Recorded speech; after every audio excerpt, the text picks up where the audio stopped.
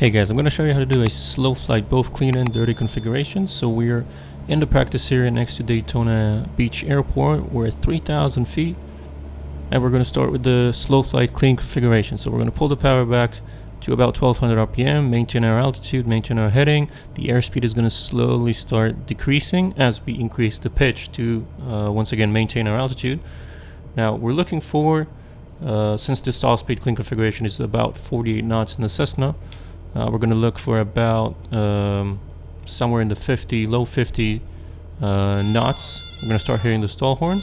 Once we hear the stall horn, we're going to increase the power roughly to about 2200 RPM, but the main thing is we want to maintain our altitude. Now, once we hear the stall horn, we're going to also declare what our airspeed was when we heard the stall horn, and that's going to be a reference for our completion standards. So either private or commercial. If we're doing commercial, it's plus 5 knots. If we're doing private, it's plus 10 knots. And we got to maintain our altitude and our heading.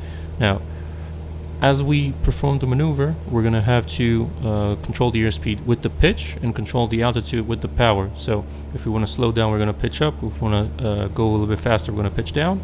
And we're going to adjust the power in respect to that to maintain our altitude as we go through the maneuver. Now, once the instructor obviously tells you to recover, we're going to put full power, pitch down a little bit, and slowly continue to pitch down as the airspeed increases.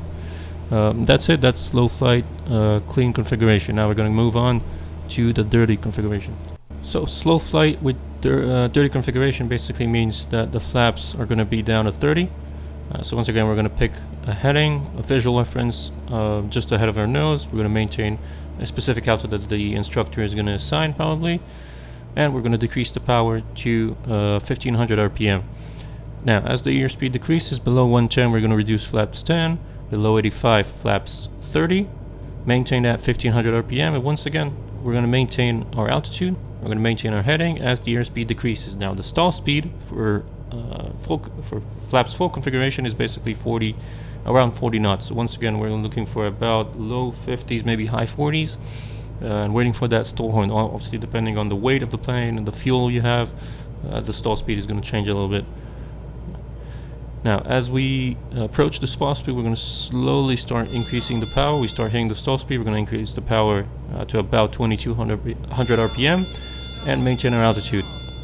Now, once again, we're going to declare at what airspeed we heard the stall horn, and that's the airspeed that's going to be our benchmark for meeting the completion standard. So that speed plus 5 or plus 10 if you're doing private standards.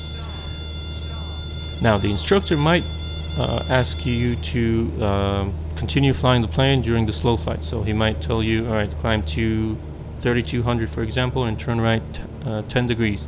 So as we climb, we're going to obviously put full power and slowly climb. Remember, the power controls the altitude and the pitch controls the airspeed. So we want to pitch up just a little bit to maintain the airspeed as we start climbing, obviously because we added more power. Now the bank, we don't want to bank more than 5 degrees, very gentle bank, and as we approach once again the new altitude, we're going to slowly start reducing the power and reduce the pitch.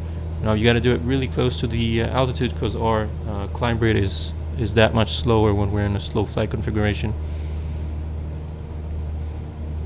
As we reach the new indications, the instructor will likely tell us to recover. So once we recover, we're full flaps full, and that applies to every situation in the Cessna where you're recovering full power with flaps full. We're going to put full power and reduce the flaps immediately to flaps 20. Now once we pass 62 knots, we can reduce to flaps 10, and then once we pass 74 knots, we can reduce flaps up and recover completely from the maneuver back to straight and level flight. So that's slow flight, dirty configuration. Hope that helps, and see you guys next time.